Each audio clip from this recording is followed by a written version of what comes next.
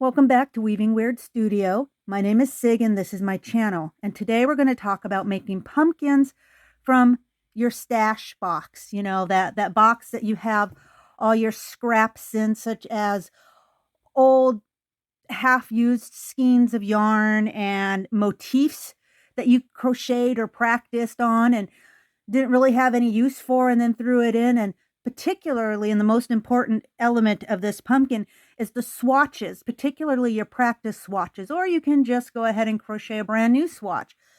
It's really up to you. So I'm going to show you today how to make these pumpkins from just a basic square or rectangle shaped swatch of fabric that you've crocheted. This particular pumpkin was made using a very fine wool thread. And actually, I've had this sitting around for a couple of years now, and I was going through some stuff today, and I was like going, oh, look at that. That's great. I should do a tutorial on this, because I have some of these made from some scrap thread that I had, and so I pull them out now and again, and I use them in projects now and again, and so I decided to go ahead and make a couple of more of these great pumpkins. And you can see that this particular pumpkin right here was made from a swatch of wool, or a wool blend sock yarn. And this wool blend sock yarn I made into kind of this granular stitch. I was doing some practice stitching and sizing some gauges for a project, and so I made this large swatch from this sock yarn, and I put that in my scrap box some time ago, and didn't know if I had anything to use with it. It was just kind of a sampler, and perfect opportunity to make a pumpkin. And of course, this leaf right here, that's an old motif from my box that I have all my little odd and end motifs in that I collect when I make them. Also, this pumpkin as well. This is a great pumpkin. The color is awesome. This is just a yarn I picked up on sale in the last few days or so, and I thought, hey, that'd make a great pumpkin, just the color. I didn't know what I was going to do with it. It was like 50% off, and there was only one skein left, so I bought it. And this right here, this you can see is made from the same thread as this pumpkin. So these leaves right here have obviously been sitting in the stash with this pumpkin for the last couple of years, and it was the perfect complement to the pumpkin that I just made today. The really cool thing too is you can also see the different sizes of the yarns. Like, this is basically made from thread. You can see that this is the crochet thread. These greens are slightly different. It's from the stash, right? And the stem I just made with the bead that I happen to have on hand. Now, some of these pumpkins I've seen people put cinnamon sticks in as a stem. I've seen them go outside and cut a piece of wood from a tree, a twig, and put it in there as a stem and just glue it in there. But I just used a bead that I had on hand, a wooden bead, and I thought that worked great. And since I decided to go ahead and make these pumpkins from my stash, I also decided, well, how about if I just use what I have in my stash? So I'm not going to buy anything extra. I'm not going to go out of my way and try to find something in the garden. It's been raining all day long, and well, yeah, I'm kind of just use what I've got in my stash. It needs to get used up, and the colors are lovely, and I put them there for a reason, because I use them every now and again. And this pumpkin is great. So as you can see, it doesn't matter the size of thread you can use. A sock yarn. This is a size 5 chunky yarn. And then I mixed and matched it. So this right here, while this is a wool blend sock yarn, I have almost a fluorescent green bamboo blend yarn right here. So these are perfect for your stashes. And so what I've done, we'll put these aside. I went ahead and I pulled this out of my stash. Right? It's some Irish crochet that I worked on a few years ago.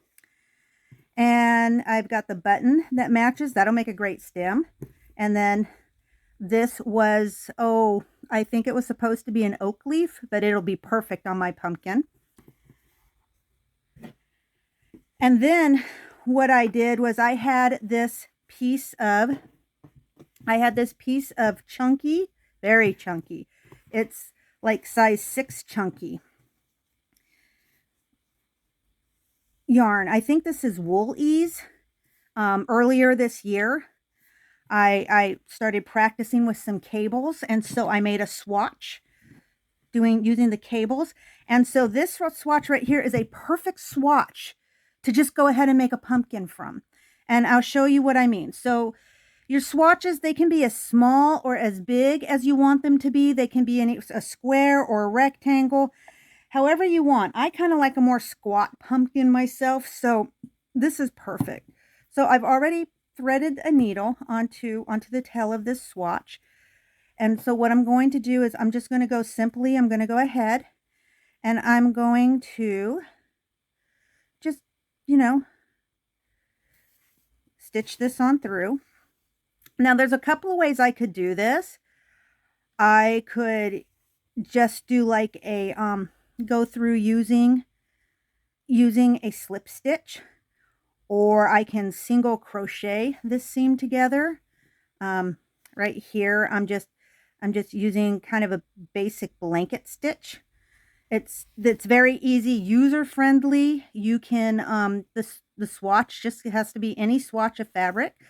So if you're just a beginner, you can simply do a single crochet, a swatch of single crochets from your practicing your single crochets, or a swatch from you practicing your double crochets. Or if you have a particular stitch you've been working on, or maybe even some Tunisian, anything that you have that you've been making, particularly if you've done it in swatch form, or if you want to go ahead and just make a special swatch for this from a yarn that you've had sitting around that you'd really like to use. This is perfect for that too. Okay, so I've got that. And now what I'm going to do is I am going to put my needle back on, right? That's always helpful. So I'm going to just kind of make myself a little sort of a knot right here, just so that when I weave this through, I don't end up pulling my seam. I don't want to do that. Okay, so I've got this, we've got the tube, and now I'm just going to weave this through. It doesn't have to be pretty. It doesn't have to be crazy complicated. You just weave it through, because I'm going to use this to cinch this end shut. And we don't know if it's going to be the top or bottom yet. We'll decide once we have a chance to look at it when we flip it on over.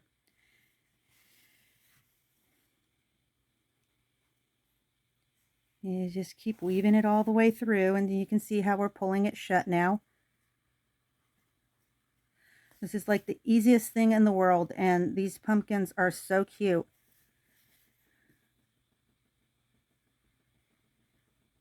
You can make them match any decor. You can use, like I said, your favorite yarn. Here I'm just pulling stuff from my stash box, and that's perfect. I know my family's on a bit of a budget right now, as I'm sure just about everyone else's family is. And so if we can utilize what we already have and make something, particularly enjoyable, even the more better. Okay, so I'm going to bring this around a couple of times because I really want to make it tight.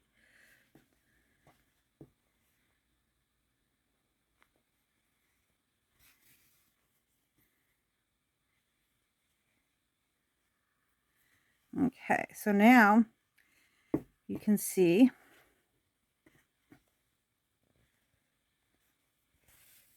I've got this great texture, right, from the cable. And the cables don't even have to be perfect, or your texture doesn't even have to be perfect. It just adds to the whole feel of the pumpkin. Now we're going to go ahead and stuff it.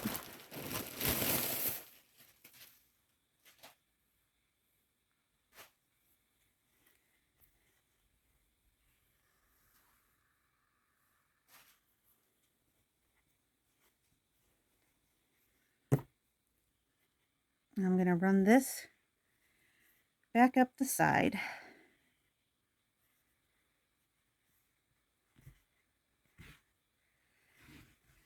And it's because I'm going to start getting ready to cinch this side closed as well. So I'm going to go ahead and do that. Oops. Straighten that out a bit. And then, so that we don't accidentally cinch the side, we're just going to go ahead and make a quick little knot there. And then again, we're going to weave it around. Maybe I could have waited a little longer on the stuffing. Like I said, this is really very much an impromptu video today. But it's that time of year, it's the season, and I know we're all looking for fun and inexpensive but meaningful pieces to work on and do, and things that can be enjoyable. We can make these into ornaments, or we can use them as display features in our house, and in our decor. We can also give them as gifts. It's, you know, it takes really very little time. It's just one of those projects that I think is pretty timeless and everyone just really likes. You know, and then of course you can do whatever you want to add a little extra personality to them.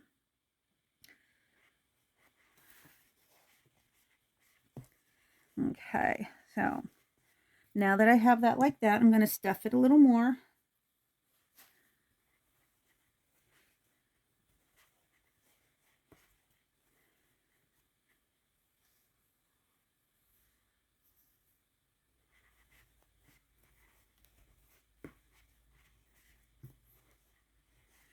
And while I'm stuffing it, I'm going to form it a little bit. So on these, you can make them as soft as you want, or if you want to make them a little more firm, that's okay too.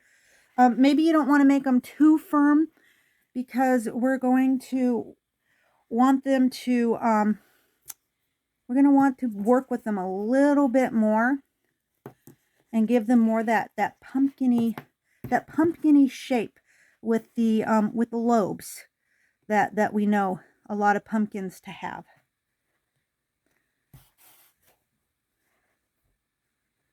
Okay, I finish pulling this, and then if you have your tail, if your tail is long enough, you can use it to finish this off too. If it's not long enough, or if you have to access some yarn from somewhere else, that's fine too. Just try to match up as close as you can, or something complementary to the colors that you're using. And then of course, because these are scrappy, stashy kinds of pieces, you don't even have to get too crazy with that. So what I'm going to do is we're going to start making the lobes, and this one's already kind of started for me because, well, that's just what happened with the way it seamed together, and that's fine. And so what I'm going to do is I'm going to run it. I don't know if you can see that, but I'm going to run it. I'm going to run my needle through, and I'm going to pull that a little tight. And so that gives me a lobe. And I'm going to pull this to the other side, and I'm going to pull my needle up.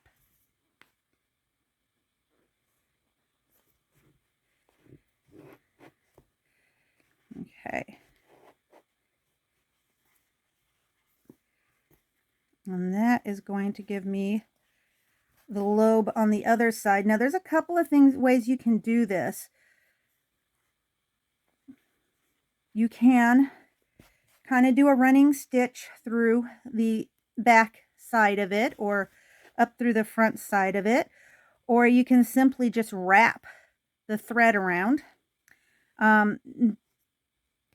Yeah, I think I'm going to to do both on this one because the yarn is so chunky and it is kind of a bigger pumpkin to work with. So I just want to get that little extra bit of cinching power.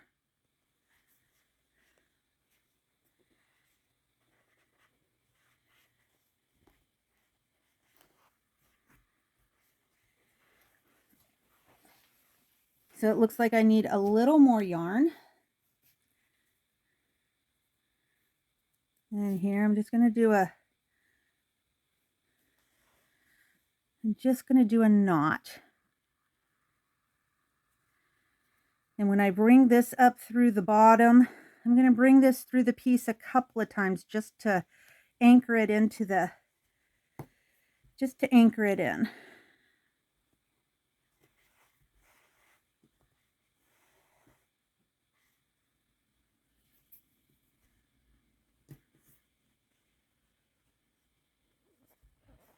Okay. So I'm going to get the next lobe started. And I think I'm going to cut this pumpkin into 6 lobes. So you give me just a moment. We will be right back with that. Okay, so as you can see, we're really starting to get that pumpkin shape. Like I said, I like a more squat pumpkin, but if I wanted it to be bigger and taller, I would just have to make my swatch taller, right? So rather than wider, I'd want to make it higher. And so what I'm going to do now that I have my pumpkin, and I'm pretty pleased with it, I'm going to place my leaf. There we go. That's a great color contrast for that rusty colored orange yarn. I'm going to bring this right through the button of that pumpkin. And I'm probably going to do a little bit of a French knot just to lock in that button. Now we'll see if I can get my needle through. All right.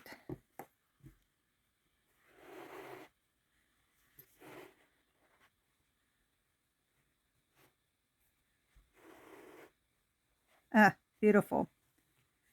And so, I mean, look how cute that is.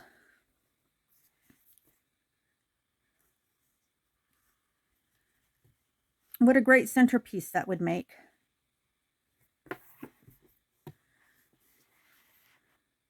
So you put that there and you add the other pumpkins to it as a set. I mean, how cool is that?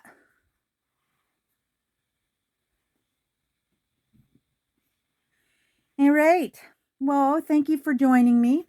If you found value in this video today, please hit the like and subscribe button. Also, if you want to keep up on all my latest content and my newest videos, go ahead and tap the bell so that you can receive the instant notifications.